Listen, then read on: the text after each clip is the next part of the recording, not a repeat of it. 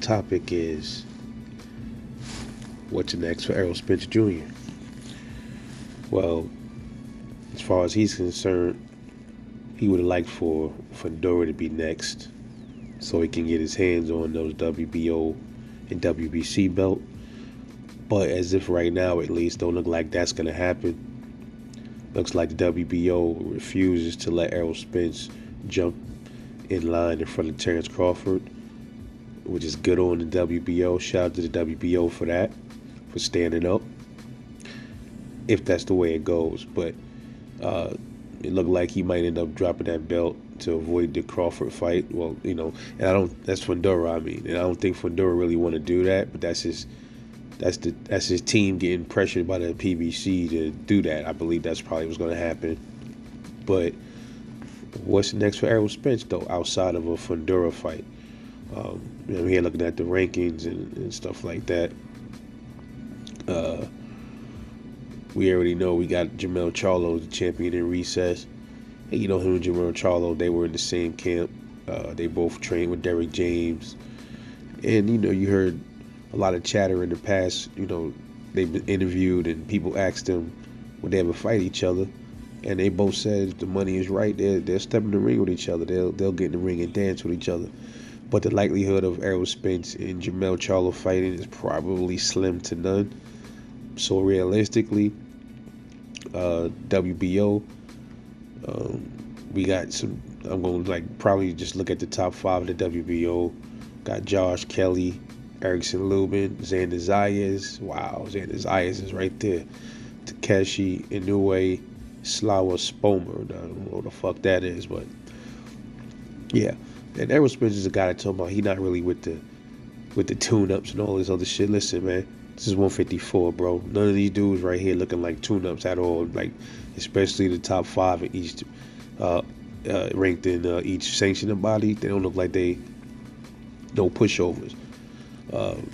You got Josh Kelly with the WBO, Erickson Lubin, and Xander Zayas. Those are some pretty good scraps for Errol Spence. Especially the young Xander Zayas, skillful.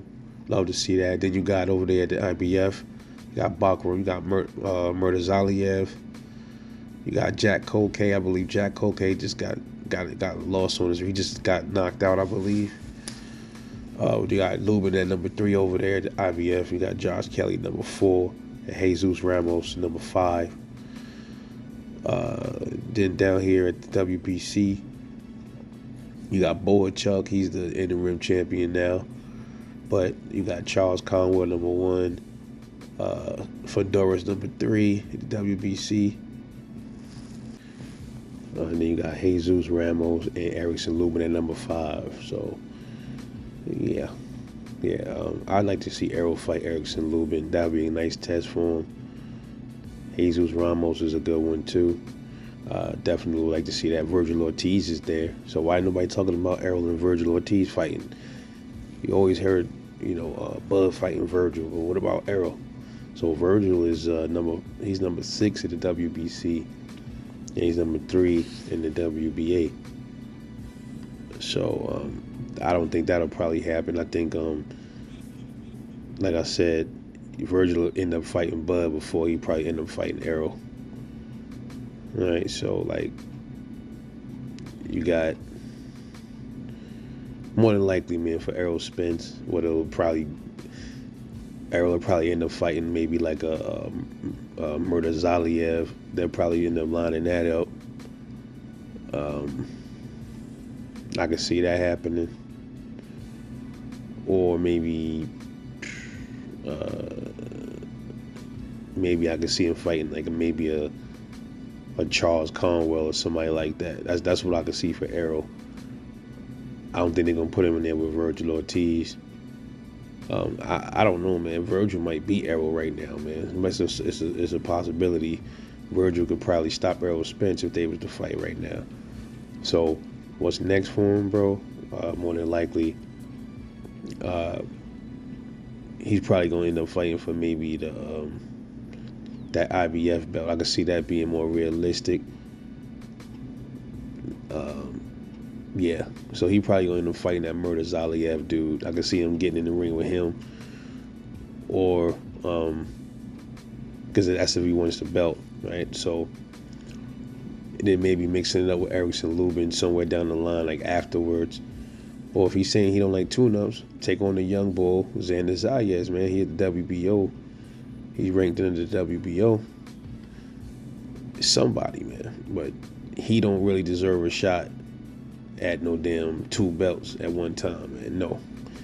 And to be honest, man, to be real, I don't think he deserves a shot at any of the belt holders right now because he's not the champion, bro. Bud is. You know what I'm saying? Bud holds the WBO, the WBC, and the WBA belts down at welterweight. So Bud get a shot at Madrim. More than likely, Bud will be fighting that Madrimov dude next. And the Fedora fight was supposed to happen. We already know what happened with that. They trying to shut that down, stop that. So more than likely, Errol Spence, they're gonna probably hopscotch him ahead of the pack and probably give him a shot at that IBF belt. It's funny because that's how it look like it's gonna line up. Like, cause Errol's first belt at welterweight was IBF, so look like it's playing out to be the same shit. But what do y'all think? What's next? Who's next for Errol Spence Jr.? Who's his next opponent? Do you think he deserves a fight with Bakram Murtazaliev when he didn't really, he lost his belts down at welterweight, right? He should be able to, he got to fall back in line like Bud said. Or do you think it's okay for him to leapfrog and get a Murtazaliev fight and get a belt when he ain't really put in no work after he lost? You tell me. This is Rebel Life Boxing. I'll catch y'all in the next one.